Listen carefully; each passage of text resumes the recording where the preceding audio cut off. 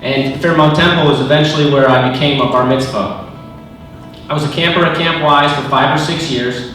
Camp Wise, for those of you that don't know, is a Jewish sleepover camp affiliated with the JCC. So as you can see, I've had a lot of exposure to Jewish culture and Jewish holidays and Jewish traditions, but not a lot of experience with traditional Jewish learning or Torah study, which I didn't realize until recently was actually a void in my life. I was asked to chair some of those events and eventually asked to sit on the Federation Young Leadership Board, which I've now been on for 3 years. So I'm involved with the Jewish community, but like I said earlier, something was missing. I remember having a conversation with her a week or two before I learned about Partners in Torah, and about how I wanted to learn more about Judaism, but I just wasn't sure how to start. Should I contact my rabbi at my synagogue? Should I take a class through the JCC? I didn't know. I just knew I wanted to learn more. Then coincidentally, or could call it a guiding hand, just a week or two later, I learned about Partners in Torah. No one judges me for knowing less. No one judges me for being less observant. If you take a look at the Partners in Torah website, it says, the goal is quite simple, to bring together Jews from all backgrounds through the study of Torah. This is absolutely true, and there is no better example of this than me. And what amazes me is how much of the teaching is still relevant in today's world. First off, thank you so much, David Roth, for being an absolutely wonderful MC here tonight and really starting us off with what I know and I hope will be a wonderful, inspirational evening. Now, you may or may not know who Rabbi Goldfein was. He had a yeshiva in a little place called Johannesburg, South Africa. He was a student here in the Telz Yeshiva in Cleveland, and in 1972 he moved to Johannesburg with the goal of building a real Lithuanian-style yeshiva in South Africa. And he was successful. In 1973 he opens the yeshiva, and he had a wonderful effect on that community of roughly 70,000 Jews today. But really what he did was far beyond that. And the true fruits of his labor that have affected the whole Jewish people were not even seen in his lifetime, because he had one student. And that rabbi went on to get rabbinic ordination, to become the rabbi of the congregation, and to eventually be hired or voted in as the youngest chief rabbi that South Africa ever saw at the age of 32. I'm referring to Rabbi Dr. Warren Goldstein. He's the one who came up with the idea of the Shabbos Project. The Shabbos Project has literally affected all of the Jewish people across the world.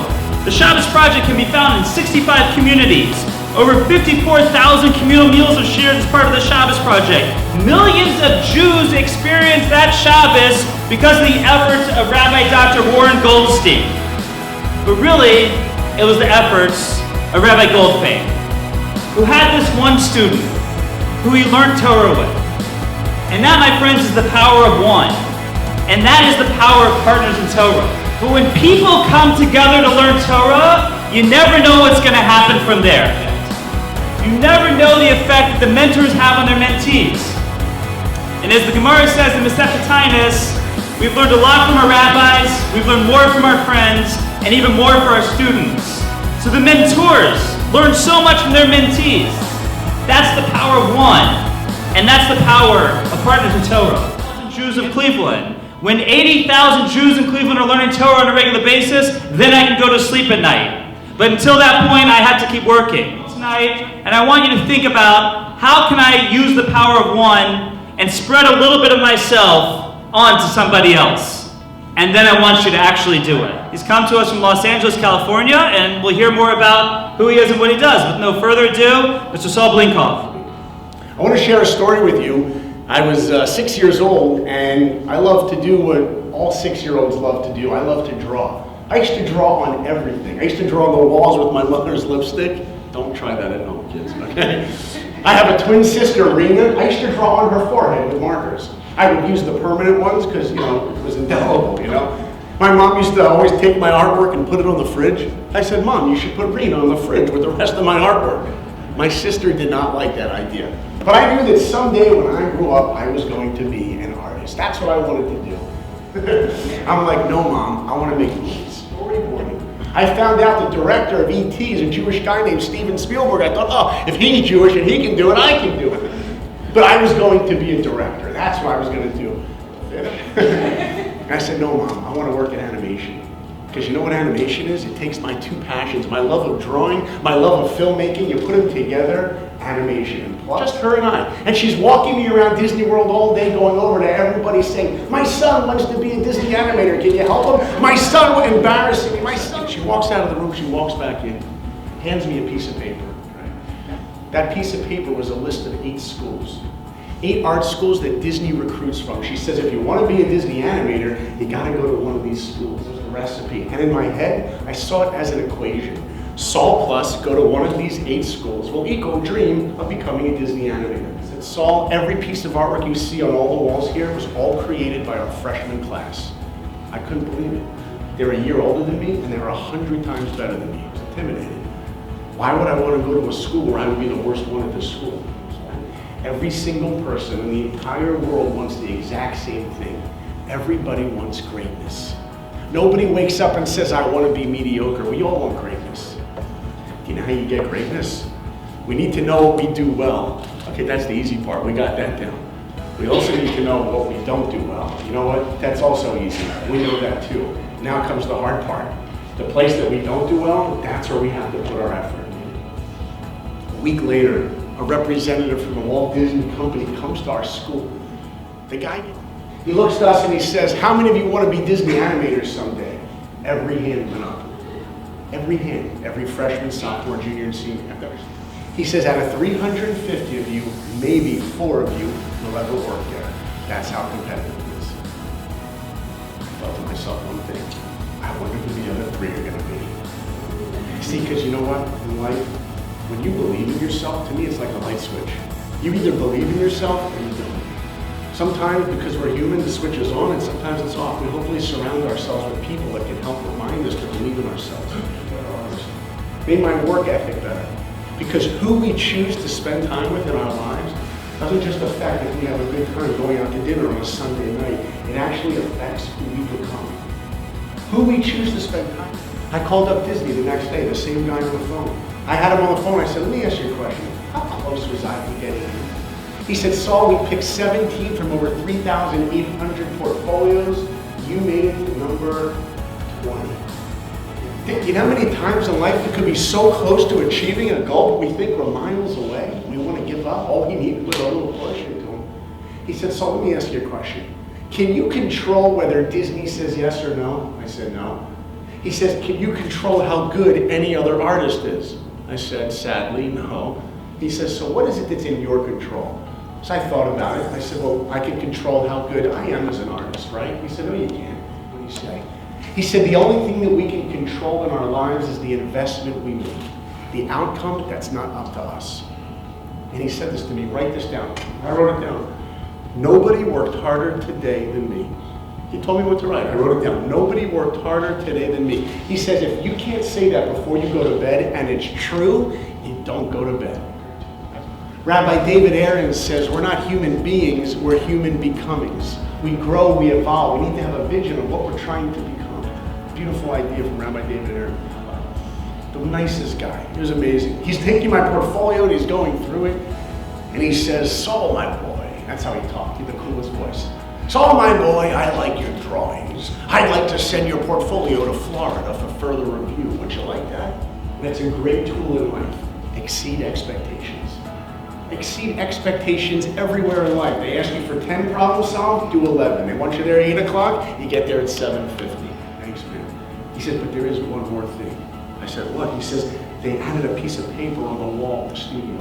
That piece of paper has a list of the next interns. I'm like, yeah, and? He goes, you're on the list. I've got in. I get on the phone. I can't dial my mom fast enough. I'm like, Mom. She can hear it in my voice, you know. She's like, what, did you do it?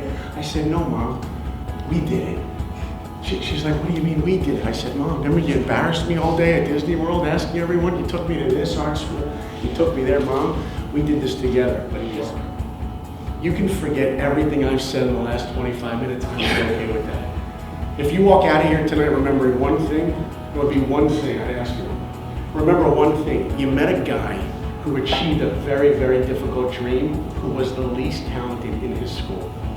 Especially you kids to remember that. You met a guy that got his dream of becoming a Disney animator who was the worst artist in his school. That is a fact. I was not a natural, but man, did I work hard. You know, on the internship, the hard work just began. I had artists from around the world that were all better than me. Towards the end of the internship, the guy from Disney walks into the room and he says, "You guys got a special announcement for you. We're animating a movie in the studio and we're running into some trouble. We need to give some work to the interns. You're gonna get to work on the movie Pocahontas." I'm like, wow, we're gonna get to draw on a Disney movie? Have you guys even heard of that movie? Before Frozen, you've heard of it? Okay. You know? The last day of the internship, Bill calls me into his office, the same guy with the white beard. He says, "Saul, we love your work. We want to offer you a 5-year contract. Would you like that?" I said, "Why do you always ask me that?" "Yes, I would like that. What do you think I'm doing here?" Here we go, okay? So I go to the old city, walking around there. It's beautiful. There's an old bagel place that used to be there called Bonkers Bagels. I don't remember Bonkers Bagels, so I get in the drawing. As he's making my bagel, in walks a normal-looking guy. He looks about my age. He's wearing a baseball hat. He's got a New York Knicks logo on there. We start talking about sports like guys do. I said to the guy, "What are you doing here?" He says, "I'm here in a yeshiva program." I said, "Yeshiva? You don't look like a yeshiva guy." Yeshiva guy has like the curls and the fringes and the stripal hats that's too big for their heads, you know? You don't look like that. He says, "Well, I'm here learning about Judaism." I said, "Why?" He says, "Because I want to find out how I fit into the Jewish people." I said, "What are you, a puzzle piece? What do you mean fit in?" And this is what he said. He said, "I was raised a certain way that my parents dictated. My parents decided what Hebrew school I was going to go to. My parents decided what Jewish camp I was going to. My parents decided what I ate in the house, what I ate out of the house, what we did Friday night. Everything Jewishly about me is decided by my mom and dad." He said, "Now that I'm an adult, now that I'm a man, I want to find out what Judaism means to me." And when he said that, something clicked in my head. I was envious. Here I thought I had everything I wanted, and all of a sudden there was something I wanted. I wanted to know how I fit into the Jewish people. And all of a sudden I realized, but I had my dream job at Disney. I would never be able to. I might want. If you could go to the ear of that woman in the Holocaust and say, "Don't worry, because you know what? The Nazis are going to be gone in some years in the future. We're going to be able to learn Jewish wisdom. We can study Torah. We can light Shabbat candles. There's going to be a thing called Partners in Torah, where you can learn Jewish wisdom anytime you want." They wouldn't believe me. And the rabbi looked at us and he said, "Now that you know that, what will you do with it?" I didn't know what to do with it. All I knew was I was changed for the better. I went back I remember the last day I said to the rabbi, I said, "Rabbi, you know, I never learned any of this growing up." He said, "Saul, it doesn't matter what you know. It matters what you do with what you know." Amazing. For a roommate. I said, "Excuse me, you're going to have to take that down." He says, "Why?" I said, "Because I'm your roommate." He said, "Well, hold on a second. Are you Shomer Shabbos?" I said, "What's that?" He says, "If you're asking what Shomer Shabbos is, you're probably not Shomer Shabbos." I said, "Well, what is it?" He said, "Do you turn on lights?" I said, "You live in the dark?" He says, "Do you tear toilet paper?" I'm like, "You don't tear toilet paper?" Okay, religious, fanatical man. Good luck finding a roommate. I will go find another place to live. And you know what happened? And this is 100% true. I walked down into the streets. Thank God it was bitter cold out. Because I ran right back in and I said, hey, I'll be Shomer Shabbos. Oh, it's not a waste of time. So I thought I would try out Shabbos and I'll find out. And you know what happened? I fell in love with it. How could you not love Shabbos? I just can't look. What is that about? If you want to understand something in Judaism, you know what you start with? What doesn't make sense. And if you think you can't find something that doesn't make sense, you're not Jewish. On shuls, I started learning Torah. That's when I actually started sitting down and actually learning weekly. And then everything clicked for me. I wasn't just a filmmaker anymore. I was a Jewish filmmaker. And I thought, how can I let my Jewish identity affect what I do? I hide things in the movies. I'm going to hide something. So no one was looking. I hid next to Winnie the Pooh's doorway. I put it in the movie. I put a scissor right in there. Now he's not Winnie the Pooh. He's Winnie the Jew. It's true. I shut off my iPad. We have a Shabbat dinner that lasts no less than 5 hours. We host people every week. By the way, you are all invited to come to our home for Shabbat dinner. Not all the same night, okay? Let's cut my wife some slack. But you should all come to LA, please, as a filmmaker in Hollywood to balance my Jewish identity. If you told me when I started coming off the plane from Israel that I'd ever wear one of these throughout the week, I would have told you were nuts. But this is a synagogue. I'm not doing this in Hollywood. I'm not walking in communities like that. And yet, 10 years later, I don't take 2 steps without it. It's only all the lines, right? It's amazing, and you know what? They told us, the premiere. It's amazing, by the way. You look at the credits. It's got like Mel Brooks, Adam Sandler, Andy Samberg, Selena Gomez, Ashi Blinkoff. The premiere was on Shabbat. We said, look, your main character, your big star here, can't make it. They said, no, we feel bad, but we're still going to have it on Shabbat. We'll give you your own premiere the day early. They gave us a Thursday night premiere. We invited all of his friends and all of our family. We made it work. Nice. I want the best out of everything in life. I want to be the best husband I can be. I want to be the best father I can be to each of my kids. My kids all have a different father. Okay, not literally. It's just either. But I am a different father to each of them. And I may know a little bit about being a father to Meira, who's 11 years old, 1 month and 1 day. But I can assure you I know nothing about being a father to Meira, 11 years old, 1 month and 2 days. And I can tell you sincerely and honestly that the foundation of Jewish wisdom, using it as a tool in my life, it's giving me a springboard to achieve greatness in all aspects of my life. Guys, thank you so much for having me. I really appreciate it.